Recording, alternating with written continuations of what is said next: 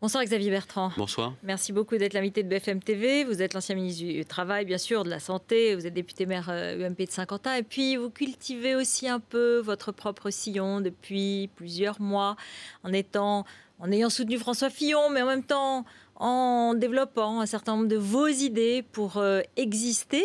On va en parler. Vous avez créé une sorte de boîte à idées, la manufacture. On va l'évoquer. Mais d'abord, évidemment, le chômage. Les chiffres ce soir, mauvais. Presque les pires depuis très longtemps.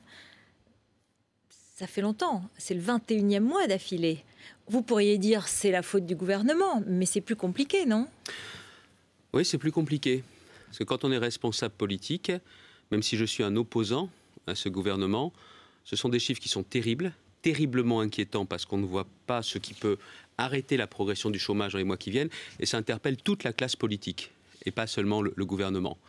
Et moi, vous savez, j'ai jamais voulu être dans une position d'opposant systématique. J'ai d'ailleurs jamais voulu commenter les chiffres du chômage depuis 9 mois. Jamais voulu. Mais là, il faut voir qu'on est en train de battre des records, qu'il y a 60 000 personnes en plus qui sont au chômage, c'est-à-dire plus que toute la population de ma ville de Saint-Quentin qui se retrouverait au chômage en un mois, et qu'il faut absolument arrêter cela. Absolument arrêter ça. Alors, comment vous faites? Parce que, encore une fois, l'augmentation du chômage avait commencé sous Nicolas Sarkozy. Elle se poursuit, s'accélère peut-être un peu. Mais en tout cas, quelles sont vos solutions? C'est ce qu'on a envie d'entendre au-delà des critiques. D'accord. Mais attendez, sur les critiques, j'en ai pas faites. Oui, mais vous voyez ce que je veux dire. Oui, non, mais attendez, si vous me dites... Il y a deux choses que je reproche. Je vais le dire tout de suite. Oui, le chômage a commencé à augmenter depuis de nombreux mois, même avec nous, même avec moi quand j'étais ministre du Travail. Voilà pourquoi personne ne peut faire le malin face au chômage. Ce n'est pas un problème franco-français, mais quand même, depuis 20 ou 30 ans, le chômage en France ne baisse jamais comme dans les autres pays. Il augmente aujourd'hui 2 fois plus vite que sous Nicolas Sarkozy. Ce que je reproche, c'est que pendant la campagne, François Hollande avait dit « il n'y aura plus de chômage, on le fera baisser aussitôt ». Ce que je reproche, c'est samedi dernier. Le président, avec une forme de désinvolture, a dit « mais au fait, on n'inversera pas la courbe du chômage ». Vous savez à qui ça me faisait penser ? À François Mitterrand qui disait à l'époque on a tout essayé face au chômage. Il y a une forme de fatalisme renforcée par l'action de M. Sapin qui tous les mois dit vous savez ça va augmenter la veille de la publication. François Hollande, il a dit ça samedi dernier parce qu'il avait les chiffres. Je peux vous le dire, le ministre, le Premier ministre et le Président ont les chiffres du chômage quasiment une semaine avant leur publication. Et il a voulu préparer les esprits. On ne lui demande pas de préparer les esprits, on lui demande de trouver des solutions pour éviter l'explosion du chômage. Parce que derrière, c'est la désillusion sociale. Vous avez vu le drame que chacun a pu voir à Nantes. Et je pense qu'il y a des risques plus importants encore de dégradation du lien social. Et ça s'impose à la droite comme à la gauche. Alors, restons un moment sur le chômage. Le gouvernement peut dire qu'il a essayé, comme vous aviez fait les emplois aidés, il a fait les contrats d'avenir, les contrats de génération. Pour le moment, le bilan est assez maigre, mais enfin, il essaye d'agir. Bon, là, plusieurs choses. Déjà, il faut un changement de politique économique. Il faut un changement de politique économique, il faut arrêter avec les prélèvements, il faut arrêter avec les impôts et il faut baisser les dépenses, mais sur l'emploi, il faut baisser les charges. Il n'y a rien de plus simple, il n'y a rien de plus lisible pour un chef d'entreprise, pour une petite entreprise, pour un artisan, de lui dire quand vous prenez un salarié, ça vous coûtera tant de moins. C'était notamment la question de la baisse des allocations familiales. Il n'est pas trop tard pour le faire. C'est 1000 fois plus simple que le crédit d'impôt. Vous ne l'aviez pas fait complètement. On l'a voté. Oui. On l'a voté, c'était appliqué, la première chose qu'ils font. Non, je ne veux pas dire à chaque fois ils ne l'ont pas fait, mais la vérité est là. On l'avait mise en place, tout le monde nous disait que c'était une bonne idée. En plus, ça touchait les importations, ça les taxait. Ils arrivent, ils font le contraire. Mais maintenant, le vin est tiré, il faut le boire. La deuxième chose, c'est qu'il faut aller plus loin sur la simplification du droit du travail. Routel Krief, est-ce que vous savez qu'aujourd'hui, 20% des besoins de recrutement dans les entreprises, 20%, ne sont pas réalisés? Parce que les chefs d'entreprise, notamment les toutes petites entreprises, disent « Si demain j'ai un problème, si demain j'ai plus le carnet de commandes, comment je ferai pour me séparer de mon salarié ?» Ce n'est pas des chefs d'entreprise qui ne pensent qu'à se séparer de leurs salariés, mais qui se disent « Si à un moment donné ça ne va plus, comment je fais ?» Mais est-ce que l'accord de sécurisation de l'emploi qui a été adopté par le MEDEF, la CFDT, et la CFCGC et la CFTC, est-ce que ce n'est pas le début et qui va être transformé en loi? Est-ce que ce n'est pas la première fois qu'on aborde vraiment cette question? Et dans le fond, vous ne l'aviez pas fait, vous ne le regrettez pas? Attendez. Le pas fait, ça va bien. C'est moi qui ai proposé les accords compétitivité-emploi, mais à l'époque, il y a certains syndicats qui avaient dit « Non, on va attendre ». Et pourquoi? Parce qu'il y avait la présidentielle qui arrivait. Maintenant, donc il n'est pas là le sujet. Est-ce que cet accord il va permettre de commencer à faire baisser le chômage? Non. Il n'est pas suffisant. Non, il n'est pas suffisant. Il n'est pas suffisant. Et ne faites même pas le reproche aux partenaires sociaux. Parce qu'ils ne pouvaient même pas aller au-delà, faute de quoi ils étaient plus soutenus, notamment par leurs adhérents pour la CFDT. Le dialogue social, aujourd'hui, si on veut qu'il marche, c'est dans l'entreprise. Dans l'entreprise, plus qu'au niveau national. Mais non, les grands accords qui sont passés au niveau national. Donc, je vous le dis, si vous voulez vraiment essayer d'enrayer l'explosion du chômage, il y a un changement de politique économique, la baisse des charges. Vous ne voterez pas cette loi ? J'attendrai de savoir ce qui sera proposé exactement au Parlement et ce qui sortira du Parlement. C'est mieux que rien. Il y a une avancée. Mais ce n'est pas de nature à nous faire reculer le chômage. Voilà la vérité. Je voudrais vraiment prolonger. Maintenant, c'est toute la différence entre, je ne joue pas sur les mots, entre la rigueur pour s'en sortir et l'austérité. Ça veut dire qu'aujourd'hui, s'il y a un effort à faire, c'est sur l'emploi, c'est de mettre des moyens financiers supplémentaires sur l'emploi. Si on ne veut pas seulement commenter les chiffres du chômage, il faut mettre des moyens supplémentaires. Vous voulez que je vous donne une piste? Oui. Un chômeur indemnisé de mémoire, il est indemnisé à hauteur de 14 400 € par an. Est-ce que ça ne vaut pas la peine, pour tout chômeur qui serait recruté, d'utiliser une partie de ces 14 400 €, de les utiliser? Vous savez ce qu'on vous dit? Ce n'est pas le même budget. Ce n'est pas le même budget parce que c'est le budget de l'UNEDIC qui sert à indemniser. Oui, mais seulement si on s'en servait pour aider un chef d'entreprise, pour qu'il recrute plus facilement parce que l'emploi lui coûterait moins cher, ça ne vaut pas la peine. Ce n'est pas le même budget, mais ça vient de la même poche, celle des Français. Donc pour baisser les charges du chef d'entreprise. Exactement. Allons plus loin Évidemment, encore. ça soulèvera des oppositions. Mais attendez, pour l'instant... Certains diront que ce sera des effets d'aubaine pour le chef d'entreprise, que ce n'est pas sûr qu'il l'embauchera. Mais les effets d'aubaine, aujourd'hui, ils n'embauchent pas. Aujourd'hui, les gens sont au chômage. Aujourd'hui, vous avez 40% des demandeurs d'emploi qui le sont depuis plus d'1 an. Il ne faut pas qu'ils baissent les bras, il faut leur donner envie de s'accrocher, il faut leur donner des possibilités. Maintenant, il y a d'autres moyens d'action, à très court terme. Je l'avais dit, les emplois d'avenir, je n'avais pas voulu voter contre, mais hélas, sur le terrain, c'est très difficile à mettre en œuvre. Et vous savez pourquoi? Parce que ça prend uniquement la place des contrats aidés. Donc quand vous prenez un contrat d'avenir pour un jeune dans un centre social, je veux notamment recruter chez moi dans ma ville parce que je veux jouer le jeu de l'emploi. Vous savez ce qu'on me dit? Pour le même emploi, il y en a un qui aura un contrat aidé d'1 an, l'autre un emploi d'avenir de 3 ans. C'est pas juste, monsieur le maire. Donc il faut essayer de trouver vraiment des emplois sur lesquels il n'y a pas de concurrence avec des emplois existants. Et les contrats de génération, eux, risquent de tuer l'apprentissage. Donc il faut faire autre chose.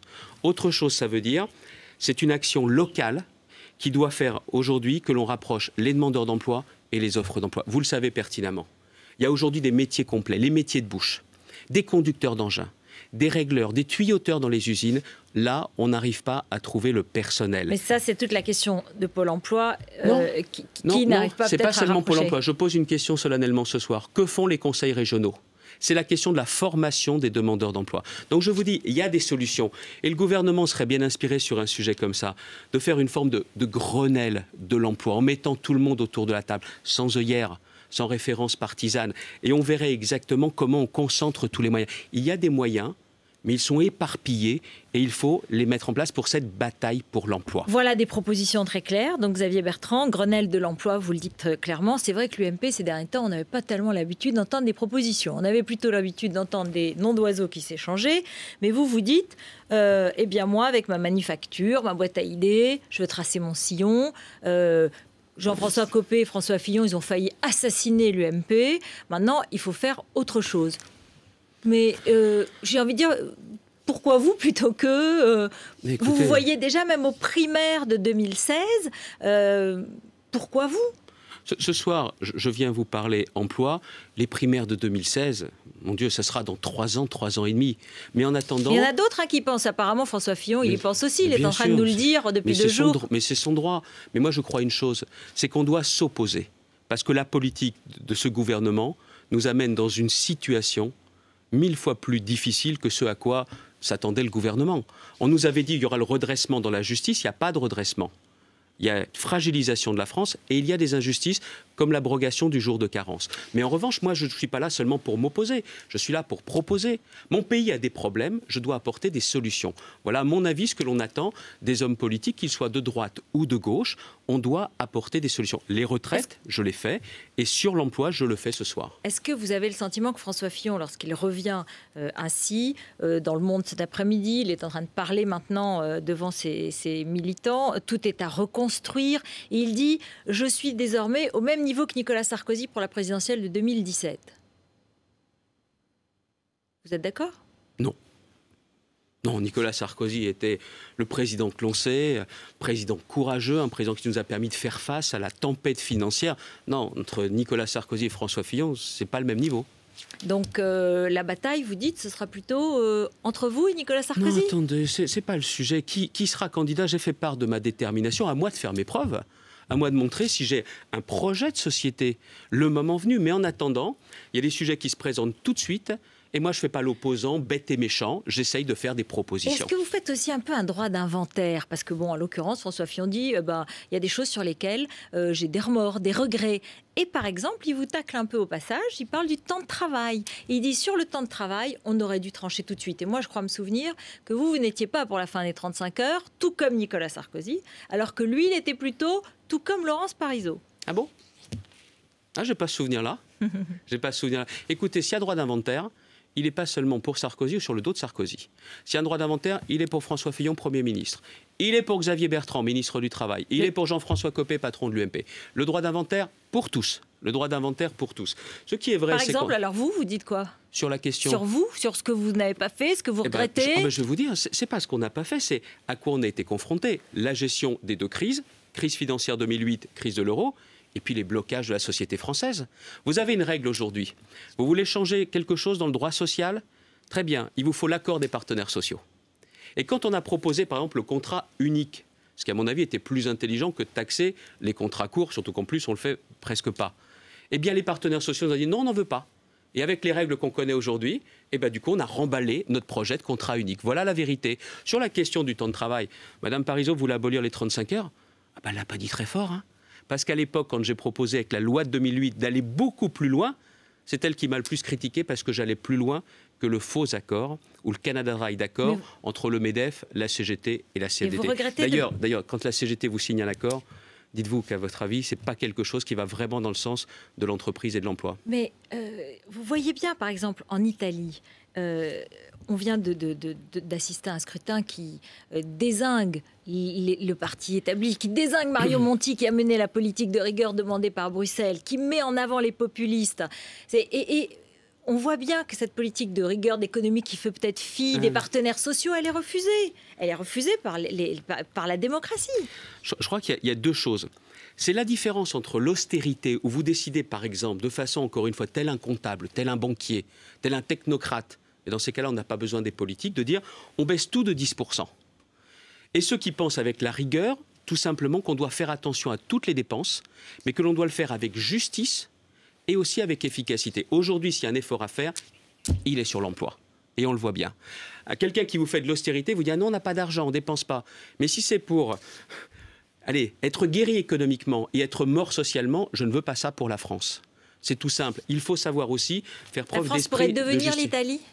Ah, écoutez, si on appliquait un programme de techniciens, de technocrates, je le pense parce que la France a des atouts. Quand je vous dis faire preuve de rigueur, parce qu'il ne faut pas avoir peur du mot, pendant des années, on a eu peur d'utiliser le mot. Mais enfin, vous en avez fait de la rigueur, vous avez fait la revue générale des politiques publiques, vous avez supprimé un emploi de renouvellement d'un emploi sur deux fonctionnaires. La différence entre nous et les socialistes, c'est qu'ils préfèrent augmenter les impôts, je préfère baisser les dépenses. Même si baisser les dépenses, ça fait aussi beaucoup de mécontents. Mais je préfère annoncer la couleur, je préfère dire les choses. Comment voulez-vous qu'on puisse nous croire si on n'a pas à la fois la lucidité et la vérité de dire ce que l'on ferait? Les gens ne peuvent pas nous faire confiance. Alors il nous faut très simplement, ce qui nous concerne, nous, dire ce que l'on veut faire précisément. Mais encore une fois, j'insiste sur ce point, de le faire dans un esprit de justice. Vous irez à la course à la présidence de l'UMP ? Vous irez en septembre à la course on est à la loin de présidence. tout ça. C'est demain, c'est demain. Non, vous savez... Vous n'excluez pas quand même. J'étais hier à Haguenau, où j'ai visité des entreprises et j'ai fait une réunion avec les militants sympathisants. Je leur ai dit, qu'est-ce que vous voulez faire, vous, en septembre? ben, il n'y en a pas beaucoup qui avaient envie de revoter. Pour dire, opposez-vous aux socialistes, faites votre travail de proposition. C'est pas la peine. Vous voulez que je vous dise? Oui. Il faudra demander le fond de votre pensée. Oui, ben, le fond de ma pensée, c'est que c'est ni Copé ni Fillon, les patrons de l'UMP, ce sont les militants. Et si quelqu'un doit décider si on revote ou pas, ce ne sera pas les deux Fillon-Copé dans leur bureau, ce sont les militants qui devront dire s'ils veulent revoter oui ou non. On ne va pas refaire un nouveau vote. Par Internet, pour savoir s'ils veulent revoter. Bah, d'ailleurs, ce sont les statuts. Les patrons de l'UMP, ce sont les militants. Ce sera à eux de décider. NKM à Paris, c'est une bonne idée? Oui. Merci beaucoup. Merci Xavier Bertrand d'être venu sur le plateau de BFM TV. Restez avec nous dans un instant. C'est le journal de Rachid Embarki, bien sûr. Et puis notre face-à-face du mardi, Olivier Faure, le socialiste, Guillaume Pelletier, l'UMP. À tout de suite.